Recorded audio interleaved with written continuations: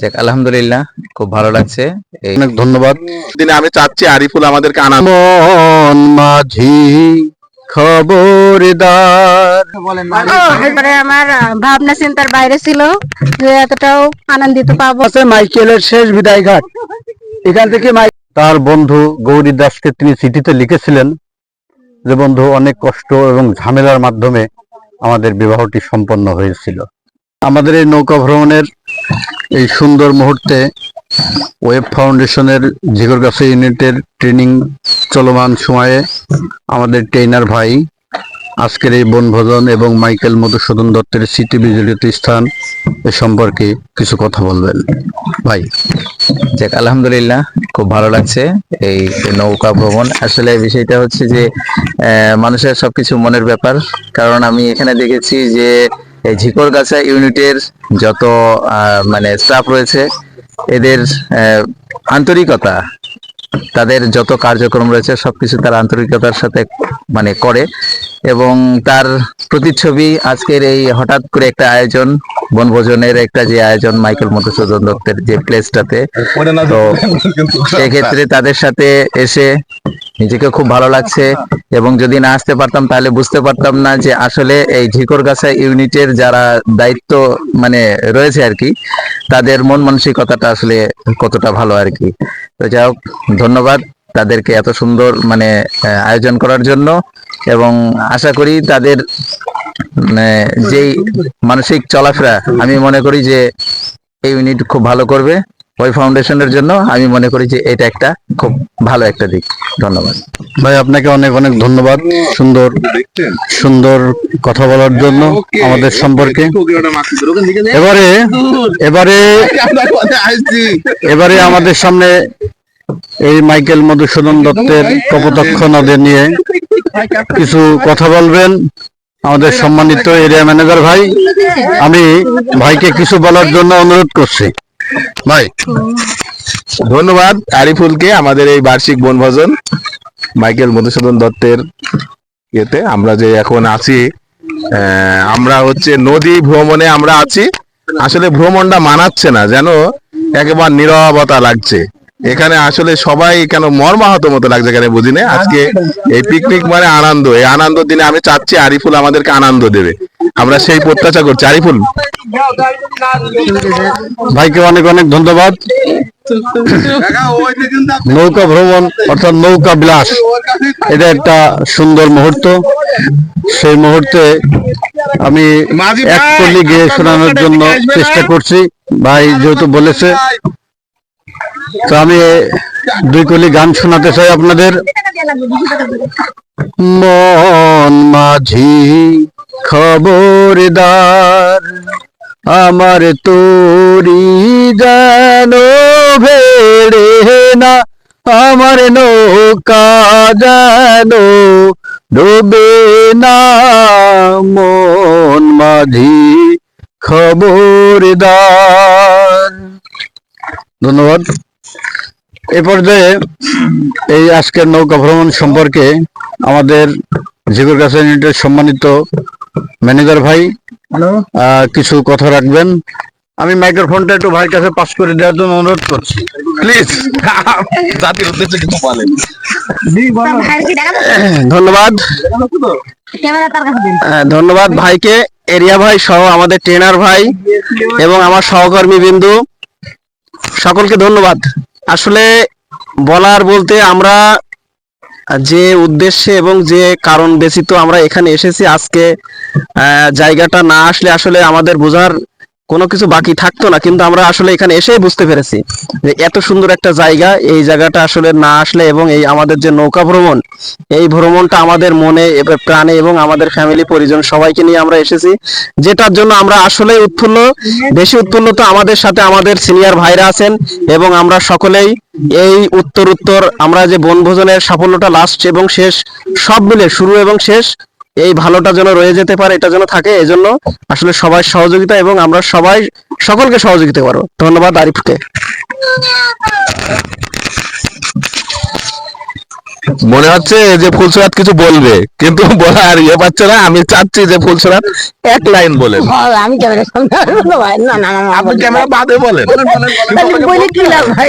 বলেন আপনার অনুমতি, বলেন আপনার অনুমতি। বলেন এই আপা বলেন টপিকস, এই শোনেন, আমাদের মাঝে এখন টপিকস নিয়ে কথা বলবে। বলেন। আলহামদুলিল্লাহ সবার সাথে এসে ভালোই লাগছে। মাইক বলছে আমি সত্যি খুব এক্সাইটেড আজকে, মানে আমার ভাবনা চিন্তার বাইরে ছিল যে এতটাও আনন্দিত পাবো। যাক, ভালোই লাগছে সবার সাথে। এই বলে আমি আমার বক্তব্য শেষ করছি। ধন্যবাদ সকলকে। সতত হেনত তুমি পড়ো মোর মনে, সততে তোমারই কথা ভাবিয়ে বিরলে। কবির স্মৃতি বিজড়িত সেই কবিতার কপোতক্ষ নদ কবিতার 2 লাইন আপনাদেরকে শোনানোর চেষ্টা করলাম। এ পর্যায়ে আমাদের সম্মুখে মাইকেল মধুসূদন দত্তের এই কপোতক্ষ নদ, এই কপোতক্ষ নদের উপর নৌকা ভ্রমণ অবস্থায় কিছু কথা বলবেন আমাদের সম্মানিত সহকারী ইউনিট ম্যানেজার ভাই। আমি তাকে কিছু কথা বলার জন্য অনুরোধ করছি। সে আগেই হাত তুলে দেওয়ার চেষ্টা করছে, এখানে কোনো ছাড় হবে না। হ্যাঁ।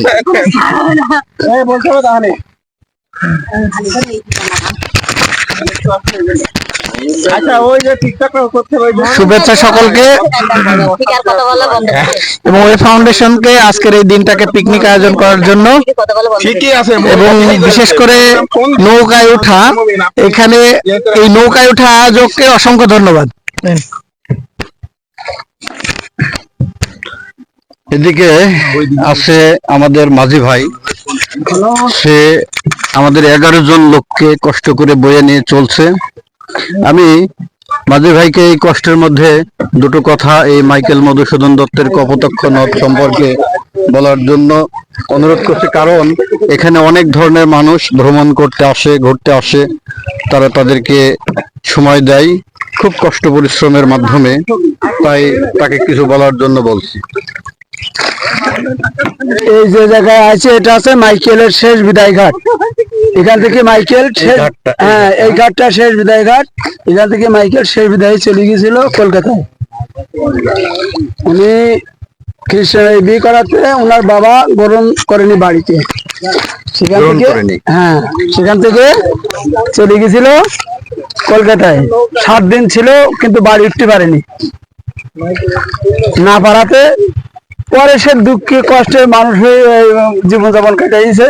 সেটা জমিদারের ছেলে, তবু এক খ্রিস্টানে বিয়ে করাতে তার বাড়ি ওটা বন্ধ হয়ে গেছিল।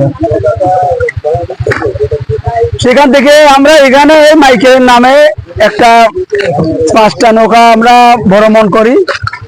ভ্রমণ করাই বাইরের থেকে দূরের থেকে 5টা নৌকায় আপনারা নিয়মিত নৌকা চালায়। বাইরে থেকে আসে নৌকায় আপনি যে কয়জন লোক ইচ্ছা উঠতে পারবেন।